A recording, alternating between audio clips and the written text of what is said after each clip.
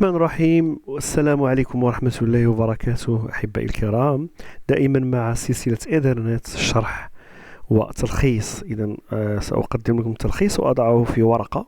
فوالا لاحظ في هذه الورقة، والمرجو أن تقوموا بسكرين أو نقل الشاشة ثم الاحتفاظ بها.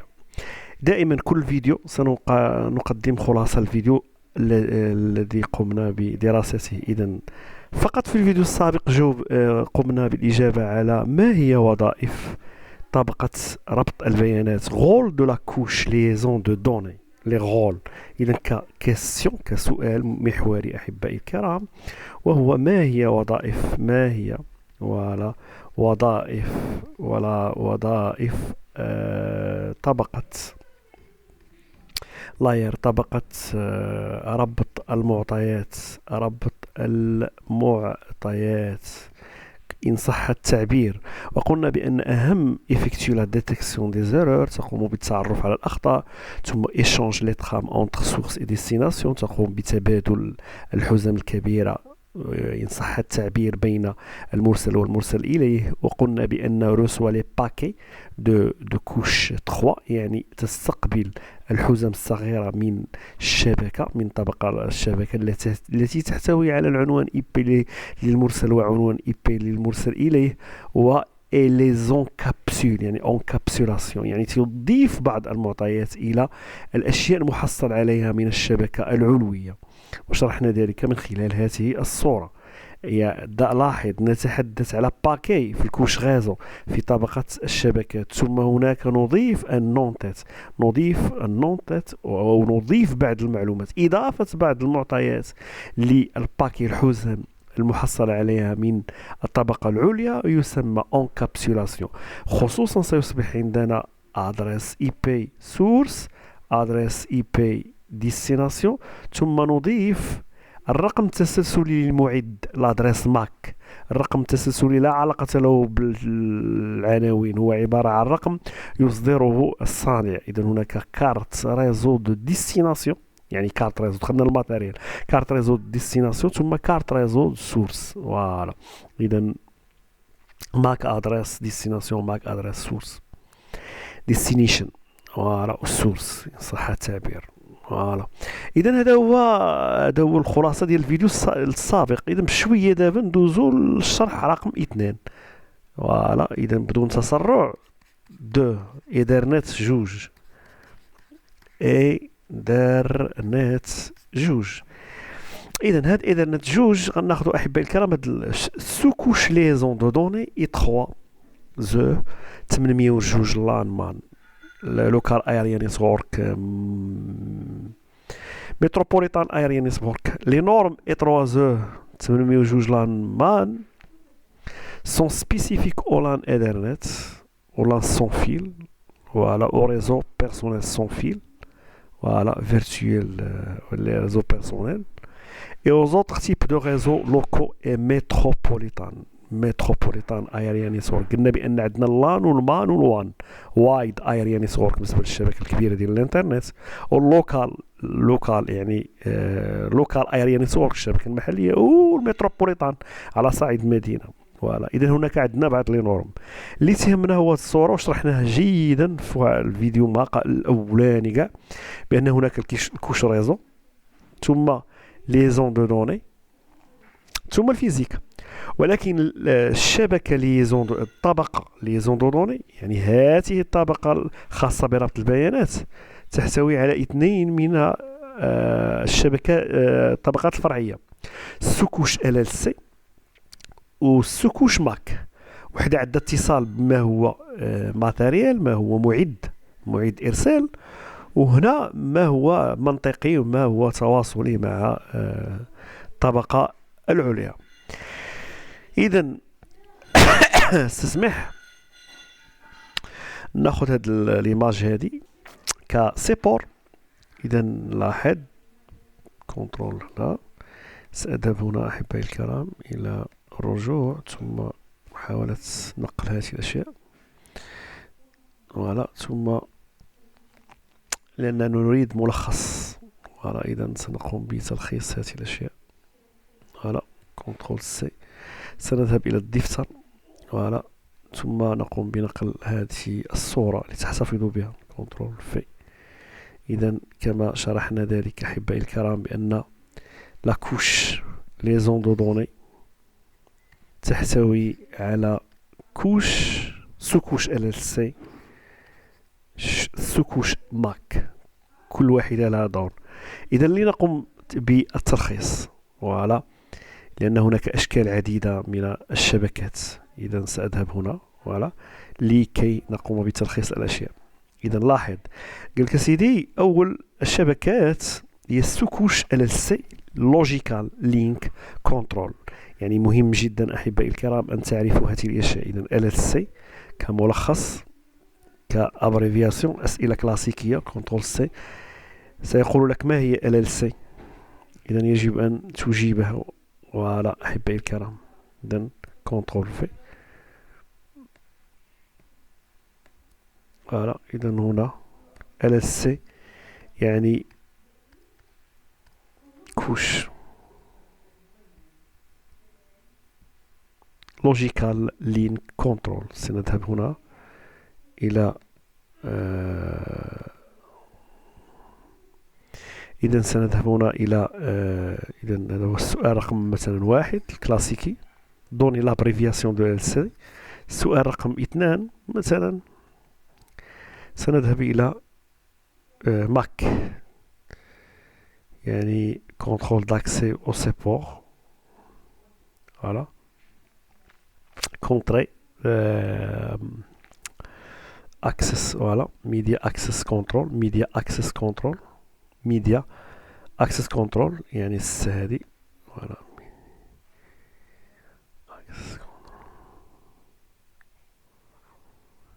Non. Mac Media Access Control. إذا سنذهب هنا وماك ميديا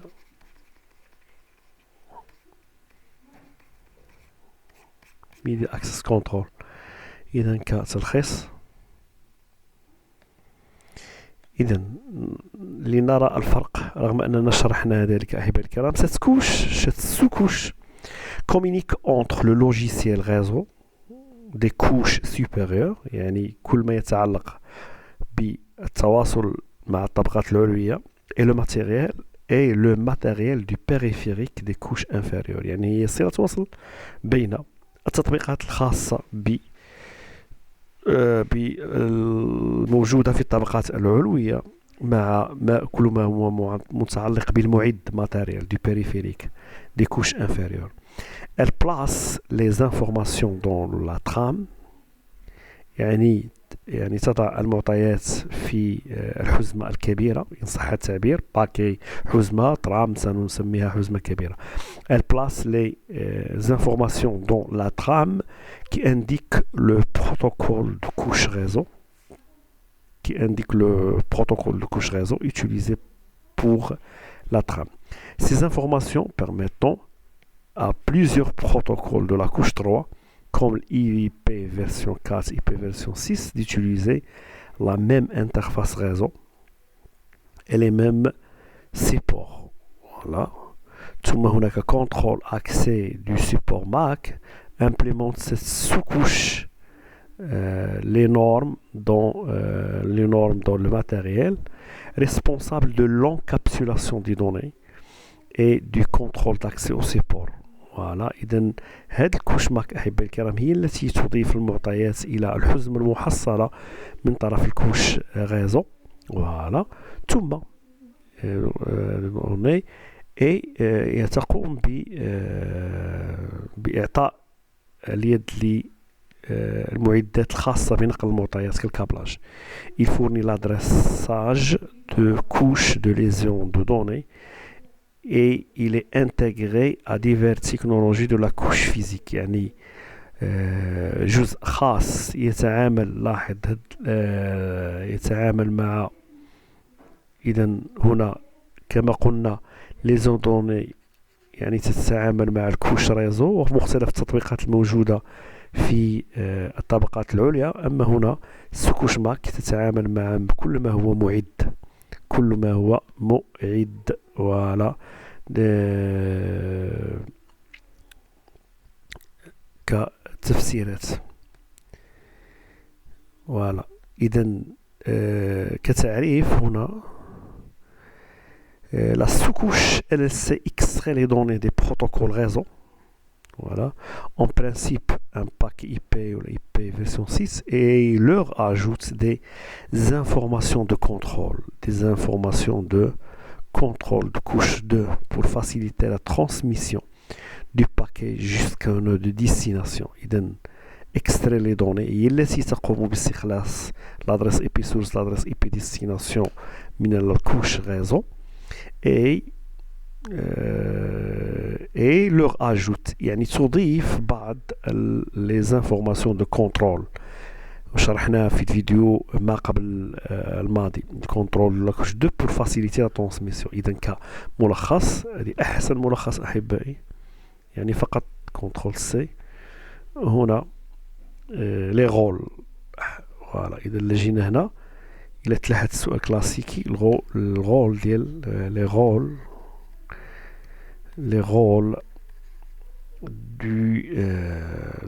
du sous-couche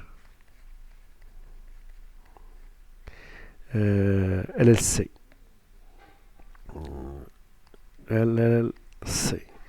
إذا كجواب هنا السؤال رقم 3 مثلا.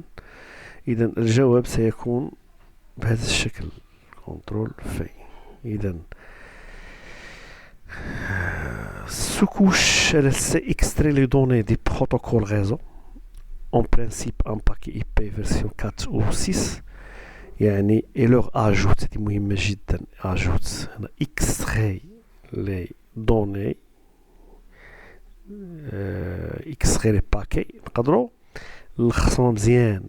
ما يهمني هو الملخصات. sous-couche elle sait extrait les données du protocole en principe un paquet il y a extraire. Voilà. On a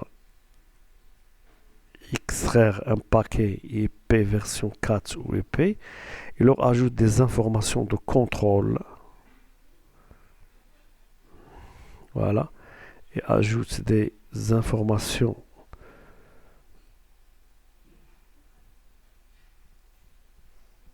affiche des informations de contrôle pour faciliter la transmission des paquets. Bien sûr, عندنا من source ل destination. إذا كملخص la sous-couche LLC extrait un paquet IP version 4 ou IP version 6. حتى هذه ما عندنا ما نديرو بها لأن عندنا لي باكي عندنا غير جوج أصناف ما كاينش مشكل. La sous-couche LLC extrait un paquet et leur rajoute des informations de contrôle pour faciliter la transmission du paquet. Voilà, إذن هذا rôle. شوفوا 4. Voilà, les rôles ولا le rôle principal كاع حنا نقولوا le rôle وحده بارك علينا تلخص كلشي. Le rôle voilà le rôle du sous-couche MAC Media Access Control.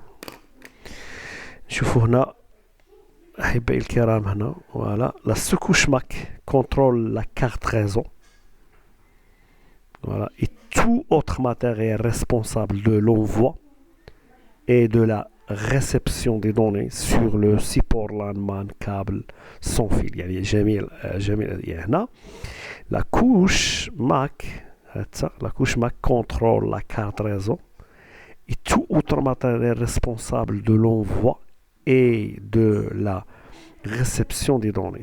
إذا هذه مزيانة كنترول سي.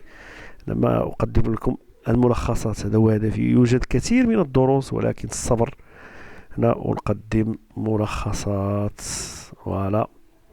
La sous-couche MAC contrôle la carte réseau et tout autre matériel responsable de l'envoi et de la réception des données. يعني تراقب بطاقة الريزو. كارت ريزو شوف البيسي ولا الحاسوب ولا أي معد إلكتروني يتصل بالإنترنت بواسطة ان كابل غازو بطاقة الشبكة. et tout matériel responsable de l'envoi. Voilà. أي matériel اللي envoyé مثلا كابل ولا سويتش باش تخربق بحال هكا كامل de l'envoi et la réception des données. هذه هي الكوش ماك كاينه ال LLC. تبقى لا سوكوش ماك فورني لونكابسولاسيون دي دوني. ما معنى انكابسولاسيون؟ هنا غيقول لك اسيدي سؤال كلاسيكي بزاف وهو كيسكو سافو دير لونكابسولاسيون دي دوني. اذا هنا نقدروا هنا عباره عن فروض مثلا. اذا شرحناها في الفيديو السابق قلناها. اذا كنترول سي ثم هنا كنترول في. وكسؤال كهذا غيكون كسؤال كلاسيكي جدا سنختم به. اذا نلاحظ بان 5 فوالا 5 فوالا لا سوكوش ماك فورني لونكابسولاسيون دي دوني. لونكابسولاسيون دي دوني كما قلنا هنا يمكنك تلخيص الاشياء. L'encapsulation des données, la délimitation des trames. Le processus de tramage fournit des délimiteurs importants utilisés pour identifier les champs qui composent une trame. Ces bits de délimitation permettant la synchronisation entre les nœuds de transmission et ceux de réception. هاد لا ديليميتاسيون دي ترام هي اللي شرحنا ديك المره فيها 1 0 1 0 1 0 1 0 حتى الاخر واحد. هي ديليميتي لي ترام. انا بنصيفط لي دوني. لاحظ هنا اريد ان دائما كاين عندنا كما قلنا لي ترام كاين لي دوني المعطيات التي اريد ان ارسلها وكاين واحد فوالا توشيه اخرى. كاين هنا قلنا هنا لادريس اي بي سورس ديستيناسيون ثم l'adresse IP source ثم هنا l'adresse MAC ثم هنا l'adresse MAC. هنا destination وهنا source. وهنا تيكون عندنا كامل ان ديليميتور ان بريومبل يعني ان ديليميتور. يعني خاصنا واحد المجموعه ديال لي بيت 01010101 باش نقولوا لا سانكرونيزاسيون. نقولوا بان راه حنا بدينا تخيل الحاسوب يريد ان يرسل الى حاسوب اخر. هنا السانكرونيزاسيون. هنا بي سي 1 هنا بي سي 2. إذا هذا يريد أن يتصل بهذا. يجب أن يكون عندنا مثلا نريد أن نرسل المعطيات وهناك لونكابسولاسيون يعني أضفنا أشياء كثيرة. لاحظ أضفنا أشياء كثيرة إلى ولكن يجب أن نقول هنا بداية الحزمة الكبيرة ونهاية الحزمة الكبيرة. لذا نستعمل واحد السيكونس ديال 01 بحال هكا 01 الى غير ذلك باش نقولوها حنا بدينا. اذا لا سانكرونيزاسيون يعني الاتفاق بين المرسل والمرسل اليه على ان هناك ديليميتور محددات للترام. فوالا اذا شرحناها احبائي في الفيديو الاول للإيثرنت. إذا كنا adressage fournit l'adresse source et destination pour le support la couche 2 entre les périphériques sur le même support partagé. La détection des erreurs حتى la détection des erreurs يعني إشارات أو بعض لي باكي خاصين هل كان هناك بعض الأخطاء أم لا. وإذا كما قلنا l'encapsulation يعني يمكن اختصارها la délimitation des trames. كنترول سي. لونكابسولاسيون نقدر نلخصها بحال هكا. فوالا هنا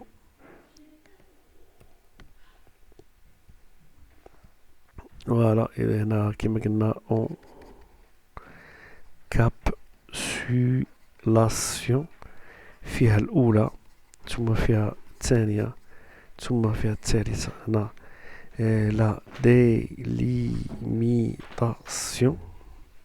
ثم إضافة الأدريساج إضافة les adresses MAC source preamble ثم هناك détection d'erreur et erreur encapsulation délimitation. إذا ديليميتاسيون ثم ادريساج كما قلنا ثم ديتكسيون ايرور. هذا ما يسمى بلونكابسولاسيون. إذا شكرا على انتباهكم وإلى اللقاء. نرجو من الله أن أكون قد قمت بتلخيص، وفي الآخر سنقوم ببعض الفروض. فرض يحتوي على ملخص كبير. الفرض سيكون عبارة عن ملخص للإيثرنت، ترقبوه إن شاء الله عما قريب. إذا إيثرنت 3. شكرا على انتباهكم وإلى اللقاء.